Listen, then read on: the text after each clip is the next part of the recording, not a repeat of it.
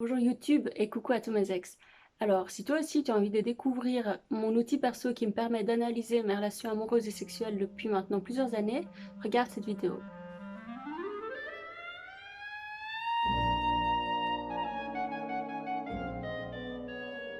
Alors, aujourd'hui, je vais vous présenter donc une fiche d'analyse que j'ai conçue moi-même et qui est un outil que j'utilise depuis plusieurs années maintenant, que j'ai peaufiné avec le temps. Ça se présente un peu comme un tableau de chasse, mais vous allez voir, ça n'a rien à voir avec un tableau de chasse. Tout ce que ça aura à voir avec un tableau de chasse, c'est l'aspect quantitatif. Vous allez peut-être être surpris par cet aspect quantitatif, mais je pense que c'est ça l'intérêt de cet outil justement, c'est de mettre des chiffres pour avoir un regard lucide sur ses histoires d'amour et ses relations sexuelles passées. Ce chiffre, en fait, il va vous donner en quelque sorte votre niveau d'épanouissement dans votre vie sexuelle et affective.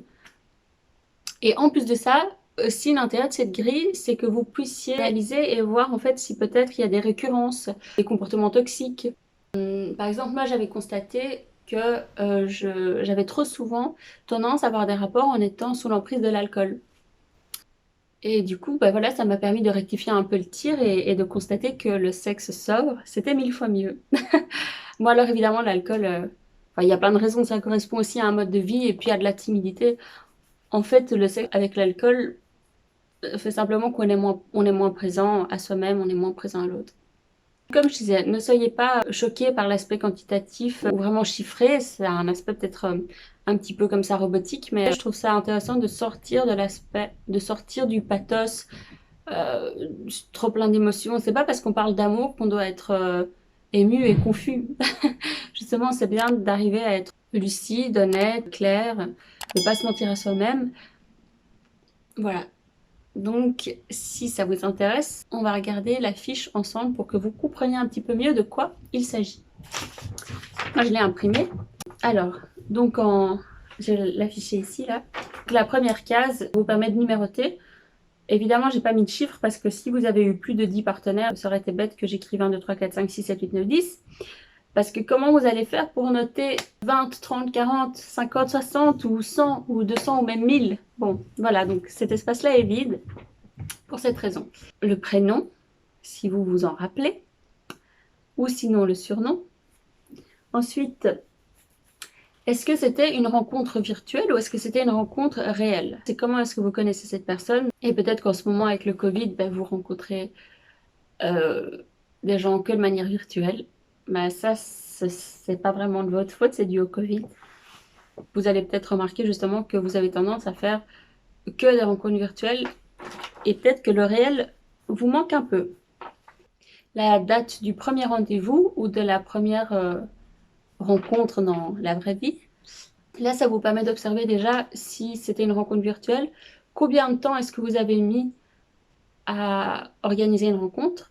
Et ensuite, si c'était quelqu'un que vous connaissiez déjà dans votre entourage, combien de temps il vous a fallu pour passer du stade collègue ou ami ou connaissance à l'organisation d'un premier date. Ensuite, la date du premier rapport sexuel. Pareil, là, vous allez constater le temps entre la première rencontre et la première fois. Est-ce que c'était dans la même heure que la première rencontre, la même journée, le même mois, enfin voilà, combien de temps s'est écoulé entre alors la première rencontre et votre premier rapport.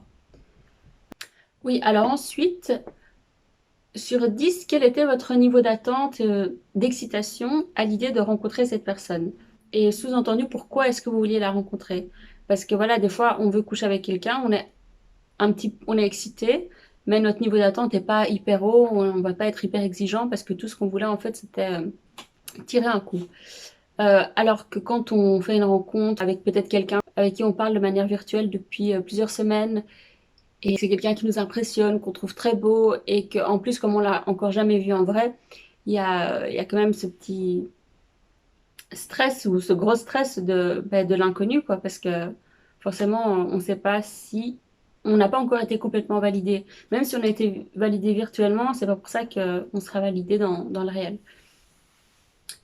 Donc voilà, pourquoi est-ce que vous voulez rencontrer cette personne et à quel point est-ce que vous avez envie de rencontrer cette personne sur 10. Ensuite, toujours sur 10, la qualité du moment dans sa globalité. Donc je ne parle pas simplement de la qualité du rapport sexuel, mais vraiment de manière holistique. Votre premier date, votre rendez-vous, est-ce que c'était agréable? Est-ce que l'ambiance était détendue? Est-ce que la conversation était fluide? Est-ce que la personne était à la hauteur de vos attentes?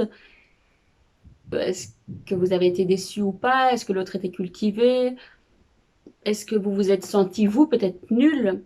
Peut-être que vous avez senti que vous ne répondiez pas aux attentes de l'autre, par exemple. Voilà, donc la qualité générale de l'ambiance, le niveau d'agréabilité de ce rendez-vous. Bon, ensuite, sur 10 toujours, la qualité, là, clairement, du rapport sexuel. Mais quand je vous demande de noter ça sur 10, c'est pas juste au niveau de la performance, genre, est-ce que j'ai eu un orgasme ou pas? Est-ce que j'ai éjaculé ou pas? C'est quand même plus vaste, c'est est-ce qu'il y avait de la sensualité? Est-ce que c'était doux? Est-ce que c'était intéressant? Est-ce que vous avez joui? Moi, quand je dis jouir, on peut jouir sans avoir d'orgasme. Bon, peut-être vous comprenez ce que je veux dire ou pas, mais je sais pas si vous entendez en haut, mais il y a des cris. Donc voilà, sur 10, à combien est-ce que vous évaluez la qualité du rapport sexuel? Ensuite, est-ce que vous étiez sobre ou pas? Donc, est-ce que vous aviez bu? Est-ce que vous aviez fumé, pris de la drogue? Bon, évidemment, si vous avez bu un verre de vin ou deux, vous étiez encore sobre, quoi. À moins que vous ayez une très mauvaise descente et une très mauvaise résistance à l'alcool, mais bon, vous n'allez pas dire que vous étiez saoul avec un verre de vin ou même un verre de vin ou deux, on va dire que vous étiez encore sobre. C'est est-ce que vous étiez, à quel point est-ce que vous étiez aussi conscient pendant le rapport, quoi.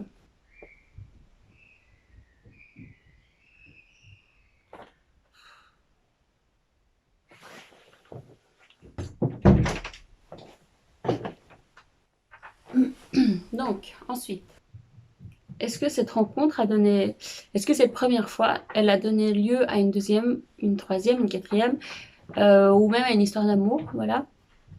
Ou est-ce que c'était juste un one-shot? Et du coup, eh ben, si il n'y a pas eu de deuxième rendez-vous, enfin simplement de deuxième fois, pourquoi? Vous ne vouliez pas d'un commun accord? Est-ce que l'un voulait pas l'autre? Est-ce que l'un a ghosté l'autre? Est-ce que vous êtes déçu ou pas de ça? Voilà, donc pourquoi il n'y a pas eu de suite? Et pour finir, mettez une note globale par rapport à cette relation sur 10. Mais attention, ne le faites pas avec l'état d'esprit dans lequel vous êtes maintenant. Basez-vous sur votre état d'esprit à l'époque. Parce qu'évidemment, si ça s'est passé il y a 5 ans, en 5 ans, vous avez évolué, vous n'avez pas le même regard, les mêmes exigences. Avec vos critères de l'époque, est-ce que c'était, à quel point est-ce que c'était satisfaisant comme relation? Voilà. Et donc, si vous avez eu 10 histoires, ben, ça vous fera un chiffre sur 100. Et si vous en avez ben, que 5, vous faites x2, enfin, vous faites vos petits calculs pour avoir votre moyenne, ce qui vous donnera donc un pourcentage qui vous donnera votre taux d'épanouissement quant à votre vie sexuelle et affective. Alors, que faire avec ce chiffre? Ne cristallisez pas sur ce chiffre, mais là où il va être intéressant, c'est que dites-vous pour chaque relation comme pour le total, en imaginant par exemple que vous ayez 60%, qu'est-ce qui a manqué et qu'est-ce qui a manqué dans chaque relation pour que ce ne soit pas des 10 sur 10. Peut-être qu'en réfléchissant à ce qui a manqué à chaque fois, ça va vous permettre aussi de mieux gérer votre relation actuelle ou mieux anticiper votre prochaine relation en vous disant ah ben, il faut que je fasse attention à tel ou tel ou tel critère parce que ça n'a pas fonctionné auparavant. Voilà. Enfin, réfléchissez simplement à ce qui a manqué et faites en sorte de ne pas recréer les mêmes schémas qui n'ont pas fonctionné jusqu'à présent. N'hésitez pas aussi à comparer les cases les unes entre elles, quoi. Vous allez constater en écrivant que les réponses que vous allez écrire vont vous communiquer. Voilà. Les cases, chaque case peut communiquer avec une autre case. Il y a plein de liens à tirer de tout ça. Je suis assez contente de pouvoir partager cet outil avec vous. N'hésitez pas à me dire en commentaire si vous trouvez peut-être qu'une case en trop, qu'il y a une case qui manque, si vous l'utilisez. Si vous avez appris des choses sur vous, je serais hyper contente de le savoir et que vous le partagiez avec moi. Ou en message privé peut-être, parce que c'est c'est peut-être un petit peu intime. Enfin voilà, merci beaucoup en tout cas d'avoir regardé. N'hésitez pas à la télécharger, l'envoyer à vos copines ou à votre mec, ou enfin voilà, à qui a envie d'améliorer sa vie sexuelle et son intelligence sexuelle. Voilà, bisous YouTube et salut à tous mes ex.